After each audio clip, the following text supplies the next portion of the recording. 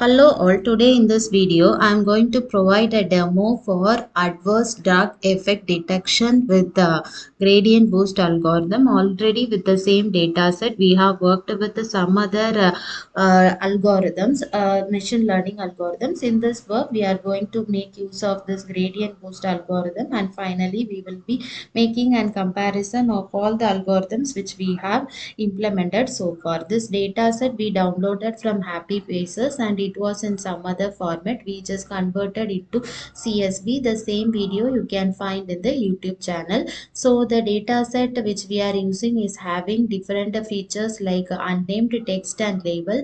Here you can notice when getting the info of the data set, before getting the info itself you can notice that this text variable is an object, all others are integers. So we have to convert this object to vector. For that, in future extraction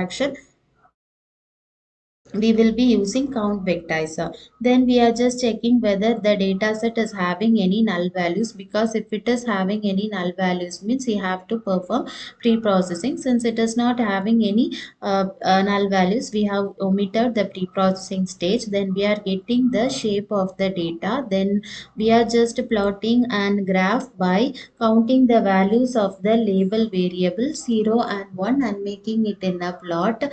Then we are determining the x variable and y variable. Text variable serves as the text x variable, and label variable serves as the y variable. By the use of this x variable and y variable and train test split function with the test size of 20%, that is 0.2, we are determining variables like x train, x test, y train and y test. Then we are making use of feature extraction. Within this feature extraction, as I said, we are working with count vectorizer. This count vectorizer is making to convert the text object type into vectors in the x variable. So only x train and x test will be making use of this feature count vectorizer. Then we have training our models. Already we have worked with some other models. First is the logistic regression, for which we have plotted the confusion matrix and printed the classification report parameters and got an accuracy of 86%. Then we have worked with the logistic regression and have got printed the classification report confusion matrix and printed the classification report and got an accuracy of 90.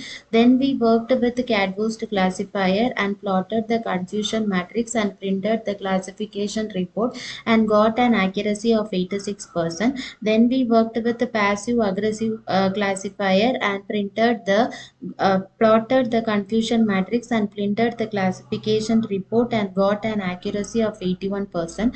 Then we worked with the random forest and plotted the confusion matrix plot and printed the classification report and got an accuracy of 89%.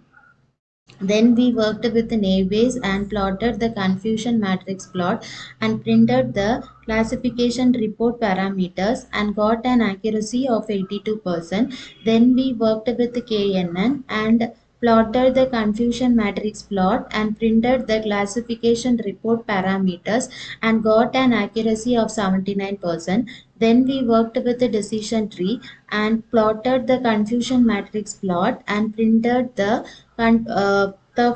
classification report parameters and have got an accuracy of 85%. Then we worked with xgboost and plotted the confusion matrix plot and printed the classification report parameters and got an accuracy of 86%. Then in this work we are working with the gradient boost. So the only difference with every machine learning algorithms is the import of the libraries, as I said previously in every video. So here we are importing the library which we are needed for gradient boost and then calling the library function within a variable. That variable we are using for training the function and testing So training we are using the train variables and testing we are using the test variables. Training is done by use of the fit function and testing is done by use of the predict function. And by using this predict function we are plotting the confusion matrix for the test variable. So only you can notice, though we got nearly 20%, 20,000, more than 20,000 values was in the shape of the data set, but here you can notice it is having only less values since we are working with only the test variables, and test variables makes use of only 20% of the data. So only we have got less values in the confusion matrix. Same as such, the classification report also we have printed with the test variable only, and we have got an accuracy of 81%. Then when we have made a comparison, within the comparison we have made a models variable, and within that we have declared all the algorithms which we have implemented so far, like logistic regression, support vector mission, Catboost, passive aggression, random forest, naive bayes, KNN, decision tree, xgboost and gradient boost.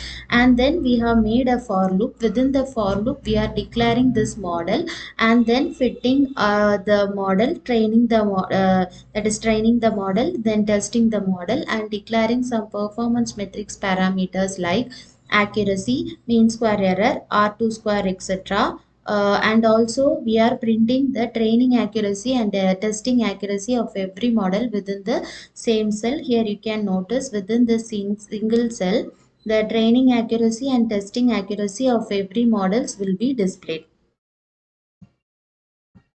Then we have making a table comparison. Within the table comparison, we have made a highlighter point. Within the highlighter point, the model with the best accuracy will be shown with green color, and the model with the least accuracy will be shown with the red color. As of that, the support vector mission is showing and best accuracy for this corresponding data set, and KNN is providing least accuracy for this corresponding data set. So after this support vector mission, random forest takes place.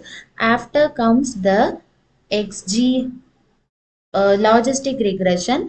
After comes the xgboost. After comes the Catboost.